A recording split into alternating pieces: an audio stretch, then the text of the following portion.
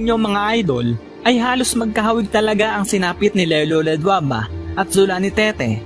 Parehong humalik sa lona ng makaharapang dalawa nating pambato sa palakasan.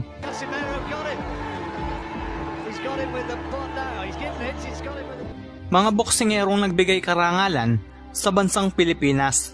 Ilan na dito, si Donnie Ahas Nietes, Nonito the Filipino Flash Donaire, Janriel Cuadro Alas Casimero, at ang nag-iisang pambansang kamao, Manny Pacman Pacquiao. Pero may isang boksingerong umulit ng history at naging world champion makalipas ang mahigit isang dekada. Ating alamin mga idol kung sino nga ba ang boksingerong ito at ang nagbigay karangalan sa bansang ating sinilangan.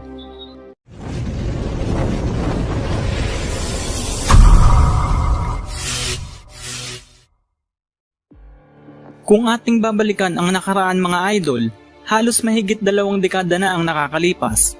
Nang unang tumapak sa bansang Amerika, ang ating pambansang kamao, Manny Pacman Pacquiao, kung saan nabigyan nito ng pagkakataon upang agawin ng corona sa tinaguriang Hand Soapstone ng South Africa na si Lelo Ledwaba. Isa sa kinikilala na pinakamahusay at kinatatakutan noon sa Super Bantamweight Division noong mga panahon na iyon. Sa katunayan mga idol, ay ito na ang ika-6 na matagumpay na pagdepensa sa kanyang IBF Super Bantamweight title bago nito makalaban ng ating pambansang kamao, Manny Pacquiao. Ganun pa man, sa kanilang laban ay nanaig pa din ang ating kababayan sa kanyang unang laban sa Amerika. At dito nga po mga idol, unang nakilala at pumutok ng husto sa buong mundo ang pangalang Manny Pacquiao. Nang durugin niya ang tinaguriang Hand Soapstone ng bansang Afrika na si Lelo Ledwaba sa loob lamang ng 6 na rounds. Pacquiao landing Swaba, but here comes Pacquiao again. It's not going to develop like this. You talk about getting old in a hurry. Janolo Ledwaba looks like an old 29, and this guy just hits so hard, and Ledwaba is totally on the defensive. Yeah, and Joe Cortez has seen enough. That's a TKO victory for the very impressive Manny Pacquiao. Ledwaba thought he was... Samantala, pumunta naman tayo sa kasalukuyan. 21 taon na ang nakakalipas mula nang talunin ni Manny Pacquiao ang South African champion na si Lelo Ledwaba.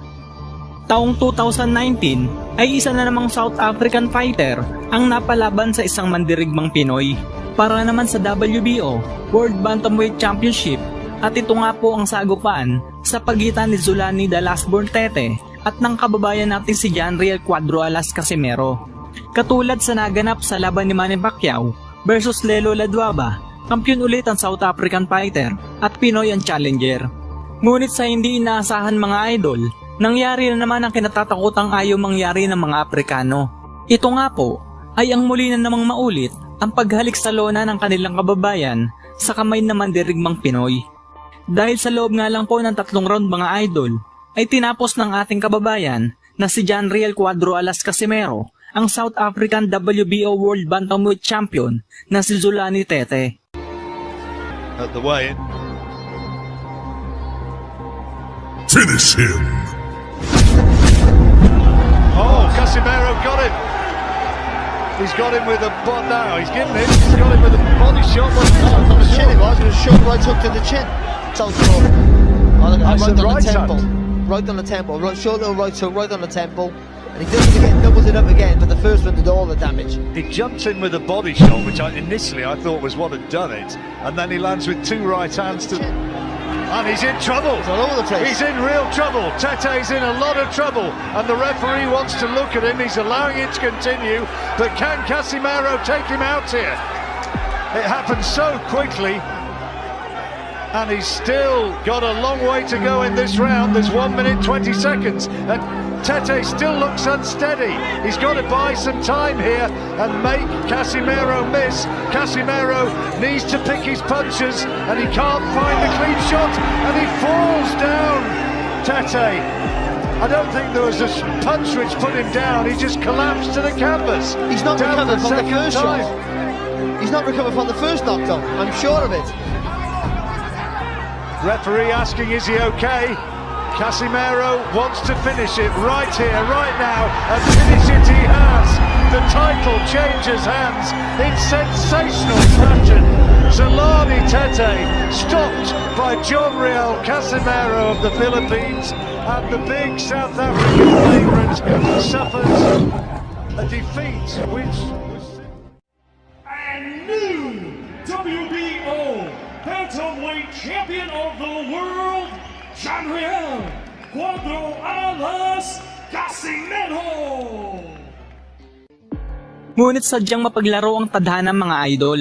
Dahil para po sa mga hindi nakakaalam, itong si Zolani Tete pala ay naging estudyante noon ng dating tinalo ni Manny Pacquiao na si Lelo Laduaba. Tama po kayo nang narinig mga idol. Yung unang boxer na giniba ni Manny Pacquiao sa bansang Amerika ay siyang gumabay pala noon kay Zolani Tete para maging isang kampyon.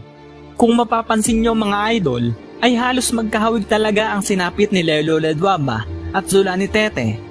Parehong humalik sa lona ng makaharapang dalawa natin pambato sa palakasan.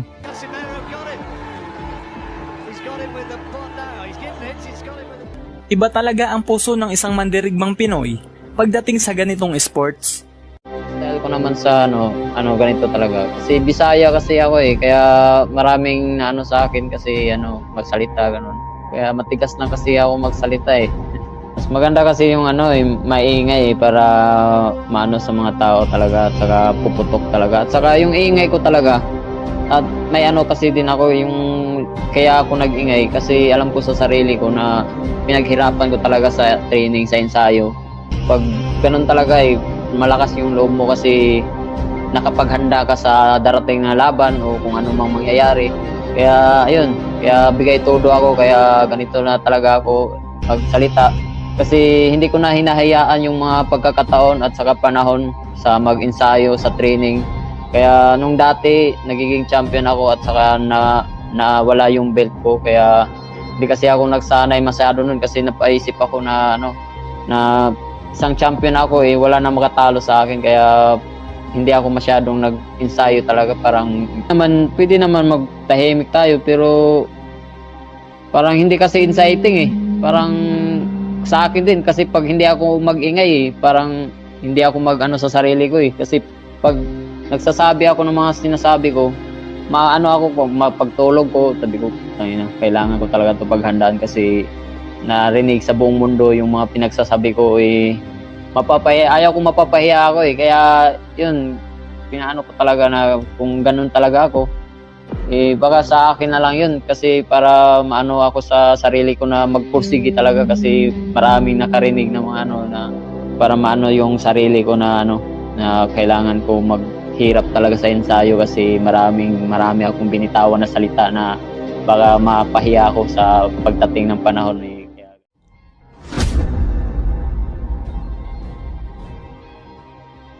Taong 2020 nang maikasa nga po ang laban sa pagitan ni Naoya Inoue at Cuadro Alas, ngunit sa kasamaang palad nga po ay hindi nga po ito natuloy matapos nga pong lumaganap noon ang corn beef 19. Hindi namin alam kasi sabi nga may corn beef 19. Ano po? Corn beef 19. Ano po? Kaya naman dahil nga po dito ay imbis na si Inoue nga po ang makalaban ni Casimero ay naitapat nga po ito sa pambato ng bansang Ghana na si Duke Maika, ang tinaguriang The Terminator ng West Africa. Champion, like you said, in 3 divisions. You see Casimero. He's a world champion. He continues to move like Micah. Spin a big one with him. And then that Micah, he threw that right hand over it, but back by Duke Micah. Have to be careful with that. Now coming forward, Duke Micah in zone, and he probably had the belt with that overhand right, that jab, set it up with right, that really narrowed back a little bit. So if you're Micah, like what you've seen going toe-to-toe so far. Casimero willing to fight on the inside, followed by a right hand. And it's really knocking Casimero. It's making him think twice when he's coming in. Nice left hook, followed by a winging shot down. Hey! And now Casimero looking for the finish. Can he get it here in the second round? He's got to tie him up. Casimero. Look, and now Micah's. Yeah, Micah. That buckled the knees of Micah. Back comes Casimero, but Micah literally trying to get a long look at the Ghanaian. And now Casimero picking up the pace again. Shot what Casimero. on Micah. And you can see Micah hard circuits you, so it takes a little bit to be ripped underneath. Loading up. Casimero by Micah, but I don't think has his legs totally underneath him. Left to the body. Leash. And I think Vicious left uppercut. All right, Steve Willis waves it over. Push-ups wants to get more of a workout. Get